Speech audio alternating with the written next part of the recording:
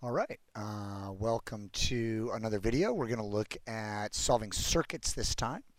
And what you can see here is that we have a 9-volt battery that's in series with a 24 ohm resistor, which then we split a circuit.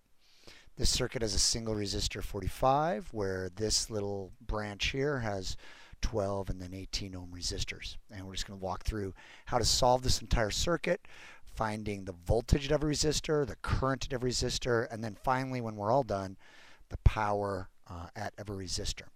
So it looks like the first thing we can do is just bring together this 12 ohm and this 18 ohms. That's pretty simple. 12 and 18 add up to 30. And so we've combined those here from the 12 and the 18 that were in series. We can just do regular adding and combine those. Now it looks like I have two resistors that are in parallel.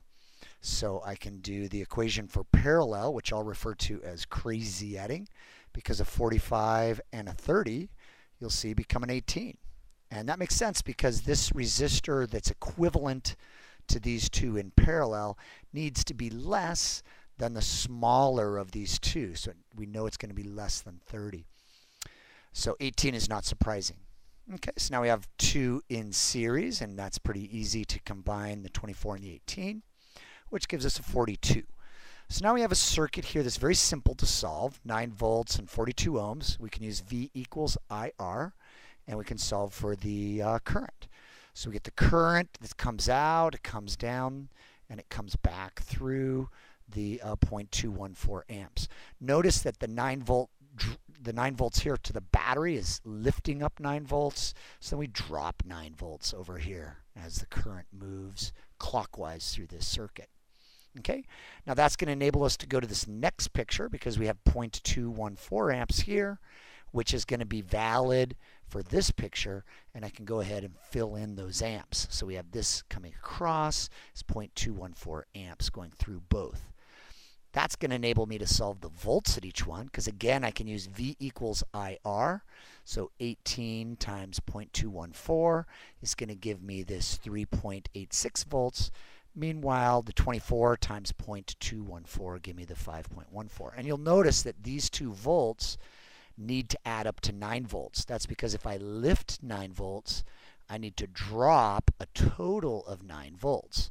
So I go up 9, I go down about 5, I go down about 4, and that gives me my entire loop rule is what we call this. Okay. From this picture, I can bring some of it up to this next picture. Let's take a look. We have our voltage here, which was 5.14, and now these two voltages are going to be equivalent. And that makes sense because I have to go up 9, means I need to go 9 down whichever way I go. So let's say I go this way 5, and I turn here, I need to go down about 4. That makes sense. If I go the other way, I got to go 5 this way, and I got to drop the same 4 here because no matter which loop I do, okay, I need it to add up to 0 volts. So if I go up 9, I'm going to need to go down 9 if I go this way. If I go up 9, I'm going to need to go down 9 if I go this way. Now that we have these volts and ohms at all 3 places, we can verify our amps. So our total amps here is 0.214 as it was before. But now I can take the volts divided by the ohms, and I can get the amps through this branch, and I can also get the amps through this branch. Okay, so we're getting almost done. We can now look over to this first picture, and you'll see that we can bring a lot of that information over. Right? This amps comes over, these volts come over. The amps coming through this branch are equivalent to the picture we had here. We have to be careful though because this is in series here. And in series, we could only bring over the amps. So this 0.128 amps that we brought over is all we could bring. We couldn't bring the volts. And that's because if we go up 9, we need to drop 9. These 2 volts have to add up to be 3.86, but individually, okay, they're separate. But it's easy to get because I know that V equals I times R, and so I can just calculate the volts at each of these two, verify that 1.54 and 2.32 do indeed add up to 3.86, which they do. So we are now done solving for all of the voltages and all of the currents in this original circuit. Okay, so this is our final answer.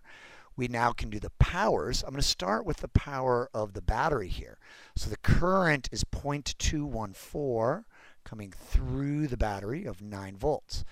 Power, P equals IV, tells me that the power just on the battery is 1.93, which means the battery is giving away 1.93 watts of energy.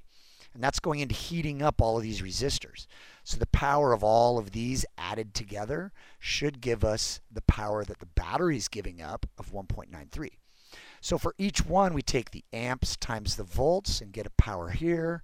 We take these amps times these volts to get a power here. We do that for all 4 resistors. So we get these 4 powers.